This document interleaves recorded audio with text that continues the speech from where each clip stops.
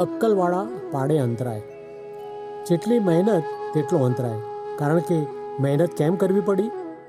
દાદા ભગવાન. દાદાશ્રી કહે છે, પેલો બીજાને કંઈક આપતો હોય તેમાં આ અક્કલનો ઇસ્કોતરો એટલે કે કોથળો વચ્ચે પડે છે.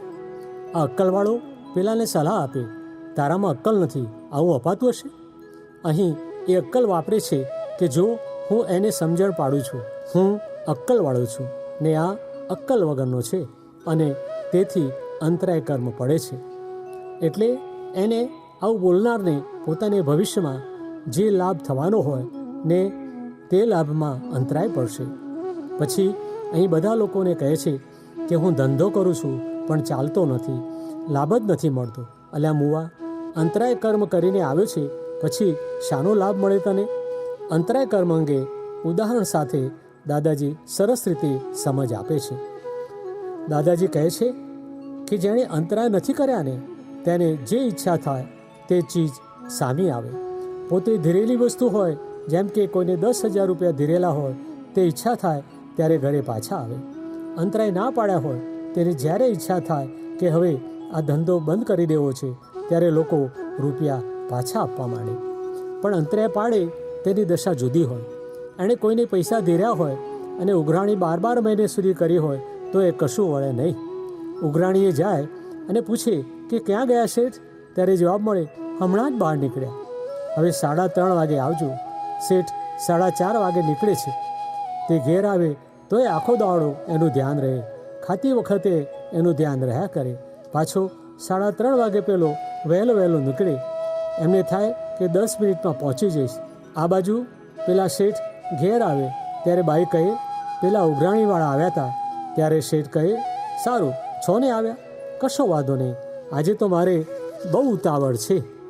તે એમને કહેજે ફરી કાલે આવે. અને એ 3:15 નીકળી ગયા હોય. શેઠ પછી જો અકળાયા કરે કે આને મેં ક્યાં ધીર્યા, ત્યારે દોષ કોનો? જેણે અંતરાય પાડ્યા છે તેનો દોષ છે. લોકોનામાં અંતરાય પાડ્યા છે તેનો આ દોષ છે, પેલાનો દોષ નથી. તારા અંતરાય પૂરા થશે ત્યારે એ પાંસરા એટલે કે સીધા થઈ જશે. દાદાશ્રી કહે છે, એટલે આપણે ઈચ્છાપૂર્વકનું ખાવા પીવાનું વધુ મળે. મય આત્મા છે એટલે જે ઈચ્છા થાય તે વસ્તુ સામે આવે. તેને બદલે જો પ્રયત્ન કરે છે તો એ રાગે પડતું નથી. અને ઉપરથી પેલા શેઠ ઝઘડો કરે તે જુદા. તે શેઠ કહે, તમે શું કરવા ધક્કા ખાખા કરો છો રોજ? આ પૈસા કંઈ જતા રહેવાના છે? તે પેલો ઉઘરાણીવાળો અકળાય. દાદાજી કહે છે, આ તારો જ દોષ છે, એનો દોષ નથી. એ જે કહે છે તે આજે તારો પડઘો છે. તે જ પ્રોજેક્ટ કર્યું છે, તે જ છે આ પ્રોજેક્ટ. દિવ્ય દેશના આ બધા અંતરાયો છે તે ગુરુત્તમ ભાવથી ઊભા થયેલા છે. અને લઘુત્તમ ભાવ કરીએ ને તો બધા અંતરાયો ઉડી જાય પાછા. 1/406 દાદા ભગવાન. પ્રગટ અનુભવ જ્ઞાનસૂત્ર.